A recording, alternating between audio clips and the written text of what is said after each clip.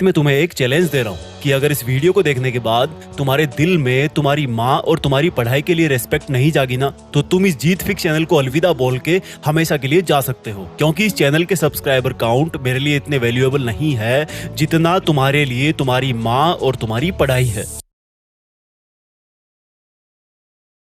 मैं पढ़ रहा हूँ ना माँ, मुझे भी डिस्टर्ब मत कर, तू आके देख ले।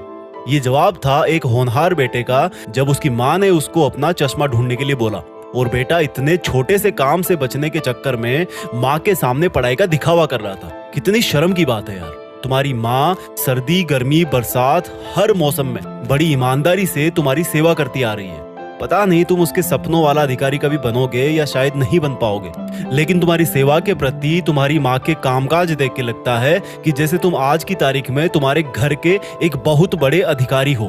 तुम्हें पलट के ये जवाब देने में सिर्फ 3 सेकंड लगती है कि माँ मैं पढ़ रहा हूँ। बेटा इस लाइन को ना थोड़ा सा करेक्ट कर लो। हिम्मत है तो जैसा तुम पीठ पीछे कर रहे हो वैसा बताओ। बोलो कि माँ तुझे एक चीज बताऊं, मैं तेरे सपनों वाला अधिकारी कभी नहीं बन पाऊंगा, क्योंकि मैं पढ़ाई नहीं बल्कि पढ़ाई का ढोंग कर रहा हूँ। और तब पता है तुम्हारी माँ का अगले दिन से क्या रिएक्शन होगा। सोचा कभी?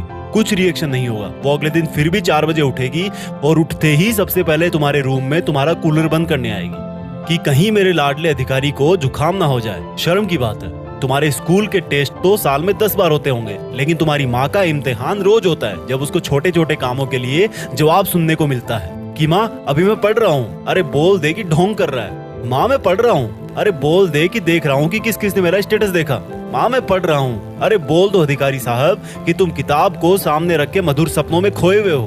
तुम्हारी माँ के सपने सिर्फ और सिर्फ तुम्हारी सफलता तक ही सीमित होकर रह गए।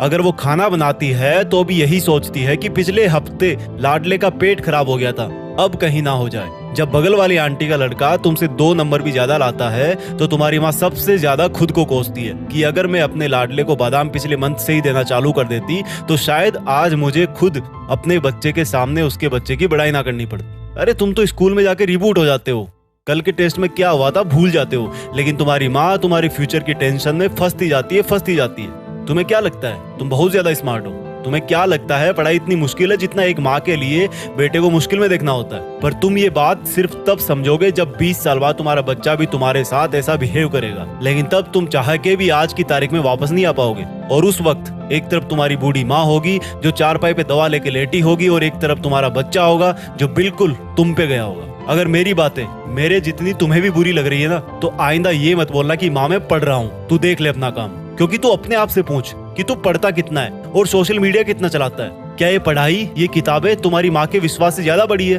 तुम्हें पता नहीं है जब तुम पैदा हुए थे तो घर में बहुत खुशी मनाई गई थी। पता नहीं तुम्हारी कैसे कैसे नजर उतारी गई थी, तुम्हें हर सुविधा दी गई, लेकिन जैसे जैसे तुम बड़े हुए इन चीजों को तुमने ग्रांटेड लेना शुरू कर दिया कि ये तो हमेशा से ही ऐसे थी। तुम क्यों नहीं समझने की कोशिश करते कि तुम अपनी माँ के सपनों वाला सक्सेसफुल इंसान सच में बन सकते हो? तुम क्यों नहीं समझते कि तुम अपनी माँ को घर के इतने सारे काम से जल्दी रिटायर करके उनकी बची हुई जिंदगी को आराम से कटवा सकते हो? याद रखना मेरे दोस्त, वो अपने लाडले से प्यार करती है, वो नौकर नहीं है तुम्हारी। अगर वो जिम्मेदारी ले रही है तो तुम भी कुछ बड़ा करने की जिम्मेदारी लो। अरे कम से कम इतना तो कर सकते हो कि झूठ बोलकर धोखा मत दो। हर एक सक्सेसफुल इंसान के पीछे एक औरत का हाथ होता है और वो हाथ है तुम्हारी माँ का, जिसका खून तुम्हारे शरीर में दौड़ रहा है। उसको कभी फीका मत पड़ने देना।